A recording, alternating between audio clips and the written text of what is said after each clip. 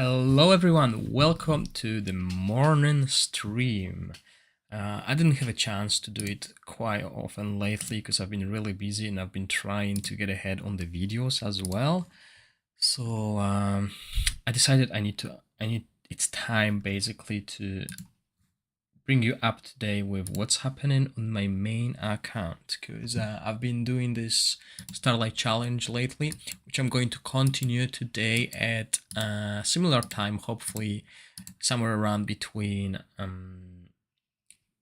19 and 20 UTC.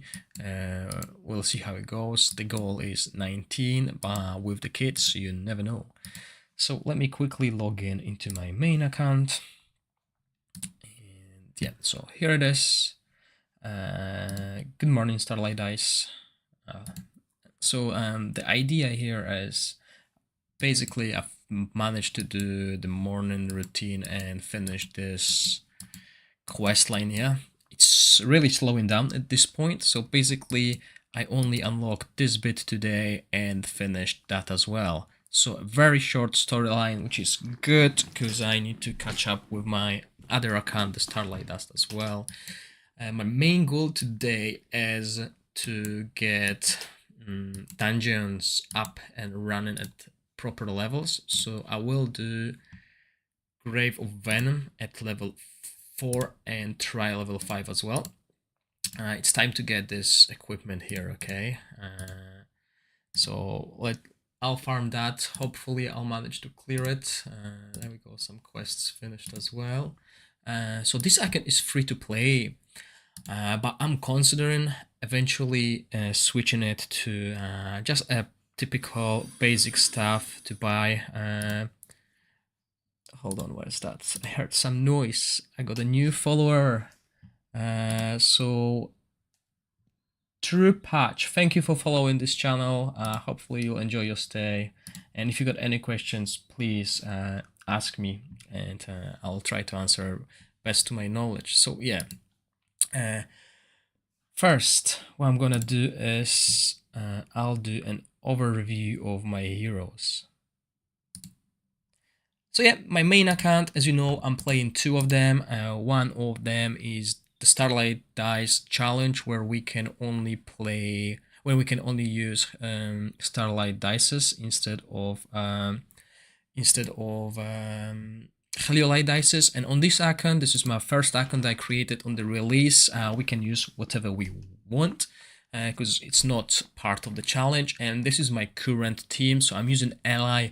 I choose him from the box. Sigrid is another good hero, but sadly I didn't pull her, so I decided to go for Ally for the AoE compartment that he provides. And what he does is he does derivative damage and brings aura.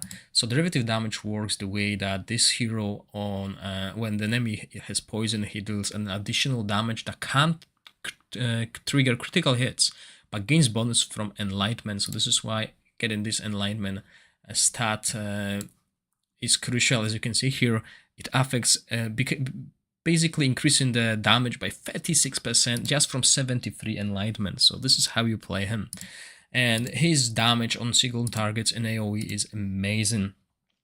Next we have my Traveler. He's a little bit below the level of Ally because he's basically more supportive role here, because I'm playing Poison and Fire, but mostly I use him in the boss challenges, so I don't need him that high. 79 level, full attack set, and obviously max skills because we do it from the campaign and we can switch the elements freely at any point. So very versatile unit, but I don't need to have him at the highest level. We only need like one damage dealer at the highest level, and then we follow it with a tank. Okay, the tank is really important in the game. You want the defense. If your tank falls, your team falls, so you want him to survive as much as possible. And I'm using Horus, a free hero available at day 3, provides us with HP aura in all battles, very useful. He has a 50% chance of obtaining shield for 5 seconds, so can survive longer, mitigate this damage, and deals fire damage to enemy with inflicting penalty. So attack penalty reduces attack by 50%, very good on single target bosses. And then he brings some AoE damage. This damage is quite huge, don't neglect it. 600 fire damage increased by the defense, right? So you want as much defense as possible, and he's going to do way more damage, okay? So that stat is important on him, and he taunts enemies and gains damage reduction, which makes him take 30% less damage and restores HP when being attacked. So great utility, great tank overall. Then my team also uses Hexandra as a main healer. She provides us with Enlightenment, which helps our main damage dealer ally. She heals, obviously a single target heal here, based on Enlightenment again, and Dispel 1 debuff, so it's a single target heal, very strong if you get enough Enlightenment. And she heals more when the enemies when the HP is below 40%, and also AoE healing here. The thing worth to remember is basically targets max HP, but also the way you should position your team. As you can see, it's not full team healing, so that's important. So that's my 4, and now I have 2 flexible, and I've actually chosen to go the utility path. Instead of going for my legendary or any other good really damage dealer, I could get like Usha, but I decided to bring utility to the team. So first I got Anna. I keep her at level 69. I don't need to go over that because that's a resource that I'm going to drain, and she is a good second healer basically in my team. Depending on the content I need to tackle, I use her or Hexandra. Sometimes I use both of them, and what she does is restores max HP for her when the damage exceeds 25 of the hero's HP, and triggers only 10 seconds, so that's quite cool, keeps her alive when it's crucial. Then she grants hit recovery to an ally, so basically similar to what Horus is doing for himself, but for any other unit. So basically it targets the tank as well. And then we got this is what makes her so strong. She grants a recovery over time, which is our DOT heal basically. We call it HOT, heal over time, and dispels 1 debuff from the whole allied team, which is amazing. Helps with the fire domain, helps with all the poison bosses. But if there's more than 1 debuff, like in the Us fight, then yeah, it's not optimal, but still good to have. So she fills in that flexi spot. And also I got Irina, who I upgraded over level 70 with the materials, because she is helping me clear the Goblin Dungeon. If you look at my team, basically right now I only have 2 AoE damage dealers and 2 healers, so I need Irina, and I'm boosting defense on Horus, because don't neglect that damage here. It does a lot of damage, okay? So he can clear the whole wave of the goblins all by himself. And then Irina, when the hero deals damage to enemies by skill, grants shield, okay, to the nearest ally. This effect can only trigger once every second, so quite a lot. And then she does AoE damage with chain lightning that works wonders on bosses as well.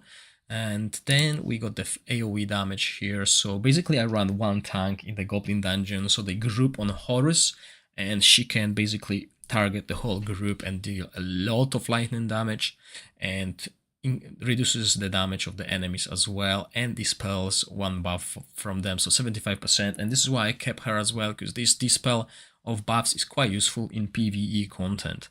So yeah, this is my team. My goal right now is to farm some experience and get other heroes to 69. I need to get Usha to 69 because my Temporal Vortex team is either including 2 healers or a tank, which is not optimal.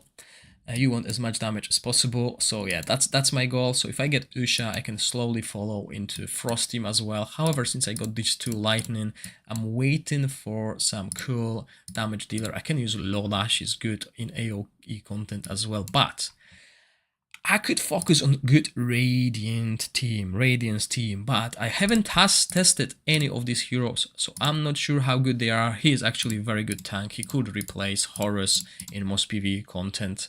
So Garius, he increases defense in all battles, and he permanently increases his defense, and it can't be reduced when he takes damage.